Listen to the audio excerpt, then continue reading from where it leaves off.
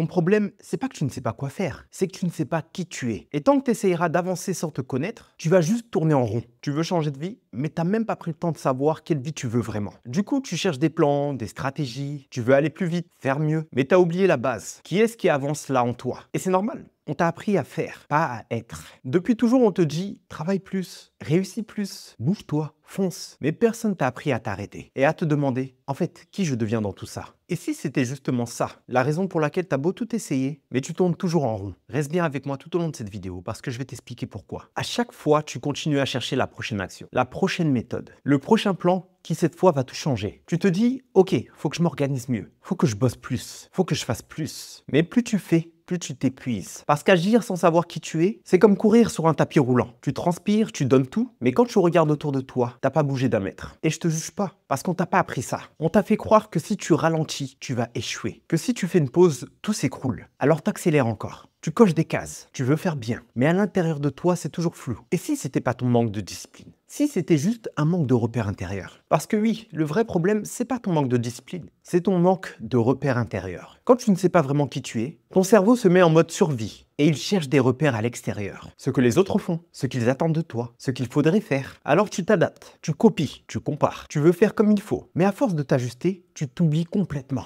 C'est pour ça que tu as du mal à te concentrer, que tu changes d'avis toutes les semaines, que tu as l'impression de stagner même quand tu bouges. Et ton corps, lui, te parle. Fatigue, anxiété, ce poids dans la poitrine, ce nœud dans le ventre. Tout ça, c'est pas du hasard. C'est ton système qui t'alerte. Je veux rentrer à la maison. Le problème, c'est pas ton mental. C'est ton GPS intérieur qui s'est déconnecté. Mais tu vas voir, quand il se rallume, tout devient plus simple, plus fluide, plus évident. Et c'est exactement ce que je vais te montrer maintenant. Voilà ce qui se passe au quotidien quand ton GPS intérieur est déconnecté. Un jour, tu te réveilles plein de motivation. T'as mille idées, t'as envie d'y aller à fond. Et le lendemain, plus rien. Plus d'envie, plus d'énergie. Juste cette impression d'être vidé. Un jour, tu veux tout changer et le lendemain, tu culpabilises d'y avoir même pensé. Tu fais des plans, tu veux te reprendre en main. Et 2 jours plus tard, tu reviens à tes anciens schémas. Et là, tu te dis, mais qu'est-ce qui ne va pas chez moi? Pourquoi j'arrive pas à tenir? Mais en vrai, c'est pas de l'instabilité. C'est ton identité qui cherche à se redéfinir. C'est ton ancien toi qui résiste, pendant que le vrai toi essaye de sortir. Et ça, forcément, ça crée un flou. Parce qu'entre l'ancienne version de toi et la nouvelle version, il y a un fossé, un espace de transition, inconfortable, mais nécessaire. Et si t'arrêtais de chercher la prochaine solution? Et que tu te souvenais juste de qui tu es vraiment? Parce que c'est là que tout commence. C'est là que tout change. Parce qu'en réalité, t'as pas besoin d'un nouveau plan. T'as besoin d'une nouvelle carte d'identité intérieure. Tu vois, la plupart des gens cherchent encore quoi faire. Mais le vrai tournant, c'est quand tu commences à te demander qui suis-je vraiment?